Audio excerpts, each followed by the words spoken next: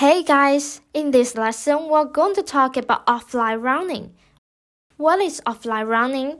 You can control robot to perform action grip only by pressing the button instead of PC software. First of all, connect the controller to computer with USB cable and switch on the robotic arm. Then open PC software and click Open Action File to select number 4 of action group as example. Select number 100 action group because it is default action group for offline running. If you download the action group into other action group number, it won't take effect. Then click download. After the download is completed, let's look at the performance. Hold down run key on the controller to run action group once.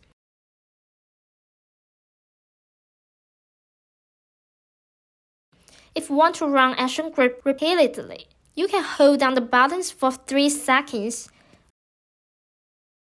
Okay, this is the end of the video. Please have a try.